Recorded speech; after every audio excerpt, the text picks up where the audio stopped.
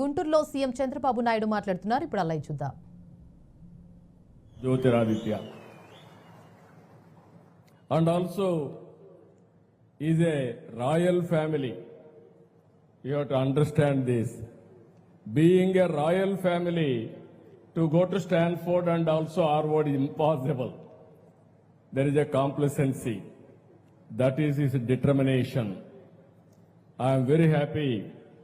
His grandmother, Rajamata of Gwalior, I worked with her. She is very close to our leader, Sri Nandamuri Taraka Ramarao garu అని చెప్పి కూడా నేను మీకు తెలియజేస్తున్నా. At that time, we used to work with her. She is a Gwalior Rajamata, and also character, dignity, and also that majesty, we have seen her. After that, his father, Madhavrao Scindia, I had a good occasion with him. I worked with him. I loved him. He is very simple, upright, and also honest to the core. That is his legacy. I am very happy. As you rightly mentioned, Scindia village is in Andhra Pradesh.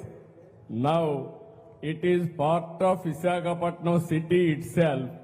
Just now my people shown me that village. It is part of Gajuvaka. There is a road also, Gajuvaka to Scindia road, and also there is a hospital. I am very happy.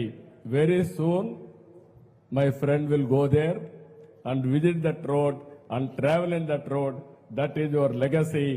Your forefathers has given for you, and also they contributed for Andhra Pradesh. If you see all these things, today there is a little short time for me. Again, he has to go to Delhi by evening 9 p.m. ఈరోజు మిమ్మల్ని అందరినీ చూసిన తర్వాత నాకు ఎక్కడా లేనటువంటి ఒక నమ్మకం వచ్చింది. టెక్నాలజీ ఎంత పెరిగినా నేను టెక్నాలజీని ఎప్పుడు ప్రమోట్ చేస్తానే ఉంటాను. ఒకప్పుడు ఐటీని ప్రమోట్ చేశాం. ఈరోజు హైదరాబాద్ నగరాన్ని మీరు చూస్తే దేశంలోనే most livable city, highest per capita ఇన్కమ్కు చిరునామా ఏదంటే తెలంగాణగా తయారైందంటే అది ఆ రోజు వేసిన ఫౌండేషనే సమైక్య ఆంధ్రప్రదేశ్లో. ఈరోజు మీ యొక్క వ్యవస్థను మనం ఒకసారి చూస్తే ఎక్కడా లేని వ్యవస్థ ఇది. అలాంటి ఈ వ్యవస్థ 150 సంవత్సరాల చరిత్ర ఉంది. స్వాతంత్రం రాకమునప్పటి నుంచి పనిచేస్తున్నారు. ఈవెన్ దేశ స్వాతంత్ర పోరాటంలో పరోక్షంగా కీలక పాత్ర పోషించారు. స్వాతంత్ర సమర యోధుల మధ్య లేఖలు, పత్రికలు చేరవేయడం, వారెవరైనా అందించే ఆర్థిక సహాయాన్ని అందజేయడం, మనీ ఆర్డర్ ద్వారా అందజేయడం. ఆ రోజు బ్యాంకులు ఉండేటివి కాదు.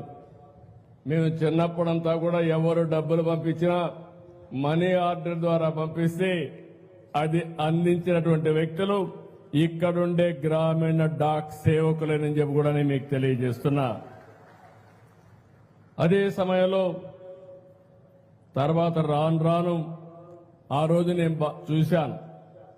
ఇప్పుడే మంత్రి గారు ఇక్కడ టెలికమ్యూనికేషన్ శాఖ మంత్రిగా కూడా ఉన్నారు. ఆ రోజు మీరు చూస్తే విలేజ్లో అప్పుడప్పుడే టెలిఫోన్లు వచ్చాయి. కాఫర్ వైర్ ఉండేది. ప్రజలు దాన్ని కట్ చేసి మెల్ట్ చేసుకునేవాళ్ళు.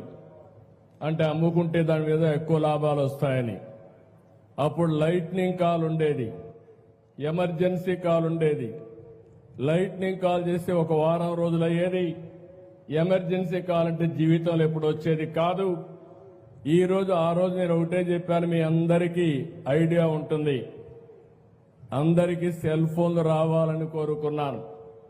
టెలికమ్యూనికేషన్ సెక్టర్లో రిఫార్మ్స్ రావాలని కోరుకున్నాం. ఈరోజు మీరు ఒకసారి చూస్తే మన మంత్రి గారిని చూస్తే ఈరోజు మొత్తం